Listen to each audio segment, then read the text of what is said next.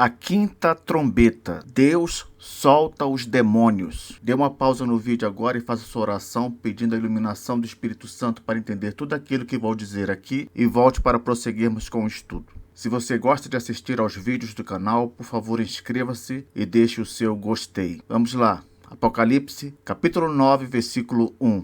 O quinto anjo tocou a trombeta, e viu uma estrela caída do céu na terra, e foi-lhe dada a chave do poço do abismo. Quando o texto diz aqui, vi uma estrela caída do céu na terra, essa estrela deve ser um anjo, com base em textos como, por exemplo, Juízes 5, versículo 20, que diz: desde os céus pelejaram as estrelas contra Císera, desde a sua órbita o fizeram. No texto de Juízes, temos uma referência ao exército dos céus lutando contra um governante humano na terra. Esse exército é um exército aqui chamado de estrelas. E claramente trata-se de uma referência aos anjos de Deus. Temos ainda Jó 38, versículo 7. Quando as estrelas da alva juntas alegremente cantavam e rejubilavam todos os filhos de Deus, aqui em Jó, de novo estrelas são mencionadas, as estrelas da alva, alegremente cantando, e parece haver aqui um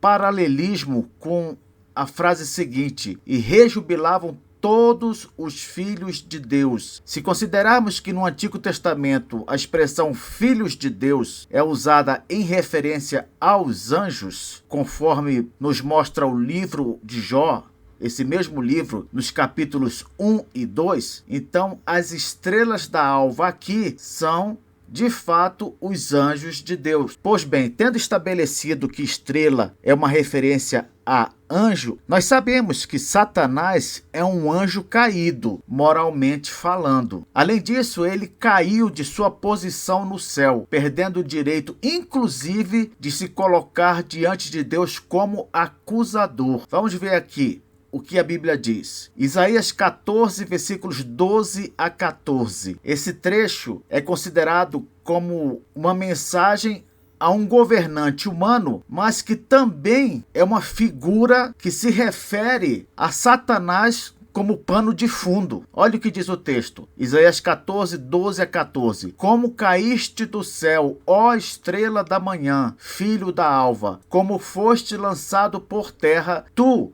que debilitavas as nações. Tu dizias no teu coração: eu subirei ao céu, acima das estrelas de Deus exaltarei o meu trono, e no monte da congregação me assentarei, nas extremidades do norte. Subirei acima das mais altas nuvens, e serei semelhante ao Altíssimo. Isso certamente tem tudo a ver com aquilo que deve ter passado pela mente de Lúcifer quando ele se rebelou. Apocalipse 12, versículos 9 e 10 diz também: e foi expulso o grande dragão, a antiga serpente, que se chama Diabo e Satanás, o sedutor de todo o mundo. Sim, foi atirado para a terra, e com ele os seus anjos. Então ouvi grande voz do céu proclamando: agora veio a salvação, o poder, o reino do nosso Deus e a autoridade do seu Cristo, pois foi expulso o acusador de nossos irmãos, o mesmo que os acusa de dia e de noite diante do nosso Deus. Satanás, que no período do Antigo Testamento comparecia à presença de Deus para acusar os crentes, assim como ele fez em relação a Jó, depois da vitória de Cristo na cruz do Calvário,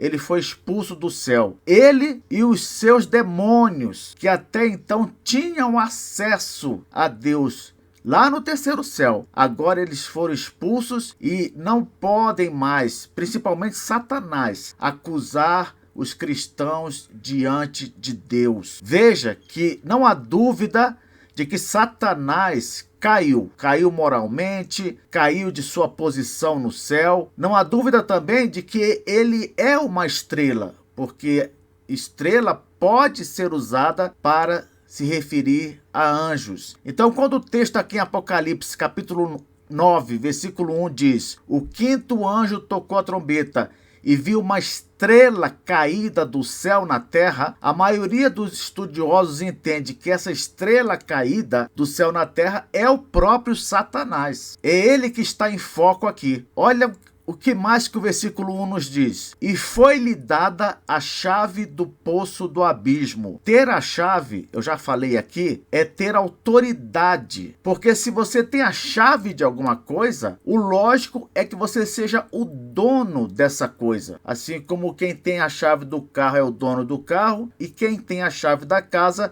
é o dono da casa. Então, quando diz, e foi-lhe dada a chave do poço do abismo, foi dada a Satanás a autoridade sobre o poço do abismo. Mas quem deu isso a Satanás? Ora, o texto diz simplesmente, foi-lhe dada. Estamos diante aqui do famoso passivo divino. O que quer dizer o passivo divino? É um verbo na voz passiva sem indicar quem é o sujeito desse verbo. Diz apenas, foi-lhe dado, mas não diz quem deu. Nesses casos, normalmente o sujeito é o próprio Deus. Repetindo, o passivo divino ocorre quando nós vemos um verbo na voz passiva sem indicação de quem é o sujeito. Quando aparecer isso no texto bíblico, saiba que o sujeito é Deus. Então não precisa nem dizer aqui que foi Deus que deu. Só de falar foi-lhe dada a chave do poço do abismo, nós já sabemos que foi Deus quem deu essa chave a Satanás. Foi Deus quem deu a autoridade a Satanás sobre o poço do abismo. Professor, mas o que é isso? Satanás tendo autoridade, poço do abismo? Que história é essa? Eu vou explicar para você. Nem todos os demônios estão andando livres pelo mundo. Sabia disso? A maioria deles está aprisionada nesse lugar que é chamado Poço do Abismo, ou simplesmente abismo. O que é isso? É uma espécie de inferno temporário para demônios. Então, assim como as pessoas que não creem em Cristo como Salvador, quando elas morrem, elas vão para o inferno, há alguns demônios que também estão numa espécie de inferno. Esse inferno dos demônios é chamado de Poço do Abismo ou Abismo. Qual é a base bíblica para isso? Lucas 8, versículos 30 e 31. Perguntou-lhe Jesus, qual é o teu nome? Respondeu ele, Legião, porque tinham entrado nele muitos demônios. Não sei se você lembra, nessa passagem aqui, Jesus encontra um endemoninhado e ele se chamava Legião. E o texto explica, porque tinham entrado nele muitos demônios. A legião romana, ela tinha 6.000 soldados. Então daí dá para você ter uma ideia do tanto de demônio que devia haver naquele sujeito lá. E o versículo 31 diz, rogavam-lhe que não os mandasse sair para o abismo. Aqueles demônios, eles pediram a Jesus para Jesus não mandá-los para o abismo. Aí você lembra que Jesus então os mandou para uma manada de porcos? Pois bem, o importante aqui é saber que os demônios ali estavam com medo de ir para esse abismo, que é, como eu falei para vocês, um inferno específico para demônios. A segunda epístola de Pedro, capítulo 2, versículo 4 diz, ora, se Deus não poupou anjos quando pecaram, antes, precipitando-os no inferno, os entregou a abismos de trevas, reservando-os para juízo, veja só, mais informação aqui. Esses demônios que já estão no abismo, eles foram colocados ali para esperarem o dia do juízo final. Por isso o texto diz, reservando-os para juízo. Judas, versículo 6 diz, e há anjos, os que não guardaram o seu estado original, mas abandonaram o seu próprio domicílio, ele tem guardado sob trevas, em algemas eternas, para o juízo do grande dia. Após o juízo final, todos os demônios, aqueles que estão no abismo e os que não estão, serão jogados no chamado lago de fogo, que é o inferno definitivo, e serão jogados ali juntamente com os não crentes. Que coisa, hein? Olha só, Apocalipse capítulo 20, versículo 10. O diabo, o sedutor deles, foi lançado para dentro do lago de fogo e enxofre, onde já se encontram não só a besta, como também o falso profeta, e serão atormentados de dia e de noite pelos séculos dos séculos. Satanás, ele é um dos demônios que não está hoje no poço do abismo. Porém, no dia do juízo final, ele vai ser lançado no lago de fogo e enxofre. Então, no dia do juízo, o próprio Satanás será jogado num lugar de tormento eterno. Apocalipse 20, versículo 15 diz: E se alguém não foi achado inscrito no livro da vida, esse foi lançado para dentro do lago de fogo. Portanto, no dia do juízo, além desses demônios todos serem lançados no lago de fogo, os não crentes também serão. Mateus 25, 41. Então o rei dirá também aos que estiverem à sua esquerda: Apartai-vos de mim, malditos, para o fogo eterno, preparado para o diabo e seus anjos. A expressão fogo eterno, aqui em Mateus 25, 41, só pode ser uma referência ao quê? Ao lago de fogo. Preste atenção, aqui em Apocalipse 9, versículo 1, Satanás recebe autoridade da parte do próprio Deus para libertar os que estão no poço do abismo. E para que isso? Para que cumpram um propósito divino. Então aqui é revelado que durante a era da igreja, toda vez que a quinta trombeta é tocada, Satanás solta os demônios que estão no poço do abismo a mando do próprio Deus. Veja que uma das maneiras de Deus exercer juízo sobre os não crentes é liberar os demônios para agirem na vida desses não crentes. Versículo 2. Ela abriu o poço do abismo. Aqui é uma referência à chave que foi dada a Satanás. E subiu fumaça do poço, como fumaça de grande fornalha. E com a fumaceira saída do poço, escureceu-se o sol e o ar. Veja que Satanás abre o poço do abismo, que é o mesmo que abrir literalmente a porta do inferno. Você acha que essa descrição é à toa? Subiu fumaça do poço, como fumaça de grande fornalha, e a fumaceira escureceu o sol e o ar. Isso tudo é para nos dar a ideia de que está sendo aberta a porta do inferno. Daí essa figura toda da fumaça, da fornalha,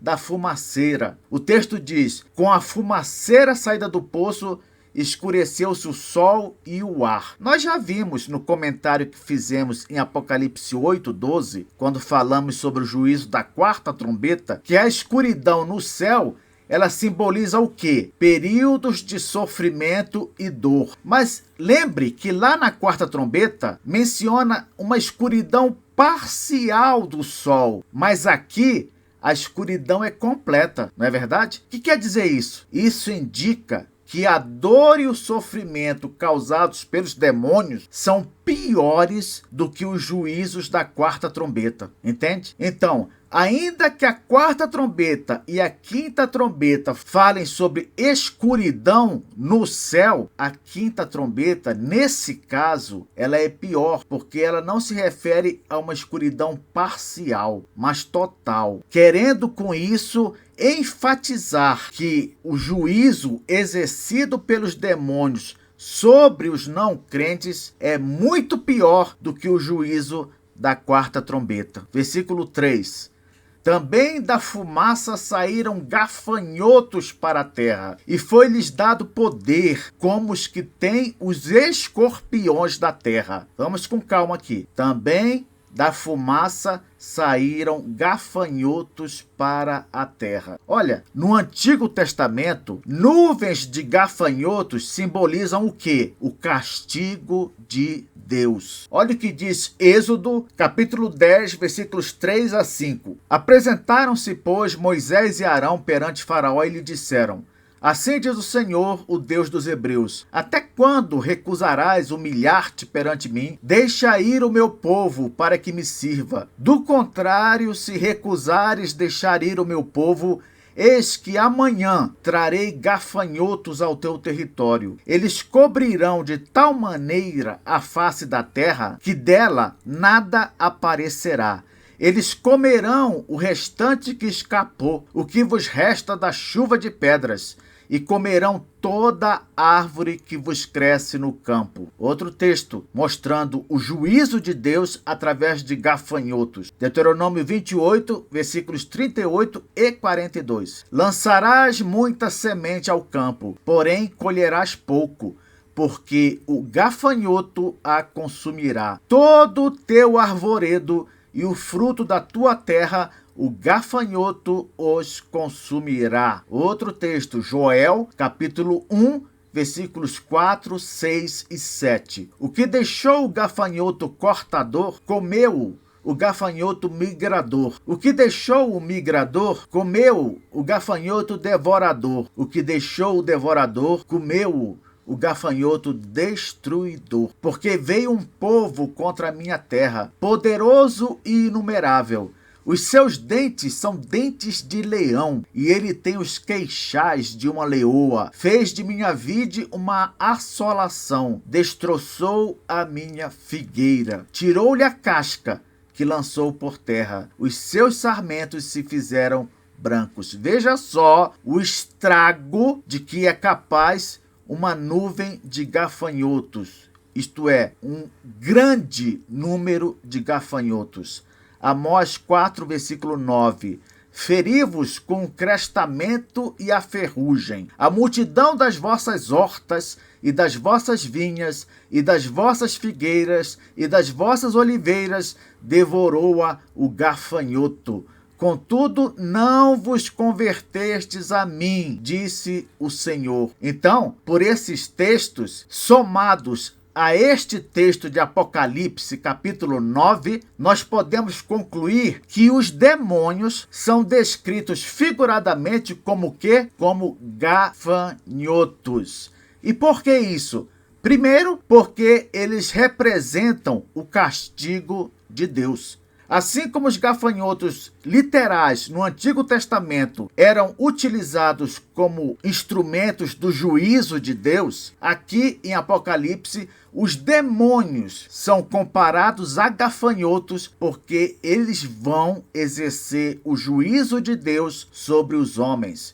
Em segundo lugar, os demônios são comparados a gafanhotos por serem muitos demônios. De fato, a Bíblia diz que 1/3 dos anjos do terceiro céu foram seduzidos por Satanás, de acordo com Apocalipse capítulo 12. Então, nós não sabemos quantos anjos existem. Sabemos que são milhares, milhões. Não sabemos o número. Mas o fato é, 1/3 desse número gigantesco seguiu a Satanás. Imaginem então o que é liberar todos esses demônios contra os homens. Em terceiro lugar, os demônios são comparados a gafanhotos aqui porque eles não deixam nada após um ataque. As colheitas, por exemplo, não ficam completamente devastadas? Pois bem, é assim que fica o mundo depois que os demônios agem. Na próxima aula continuaremos a ver mais algumas características desses demônios que foram soltos a mando de Deus para exercer juízo contra os não crentes.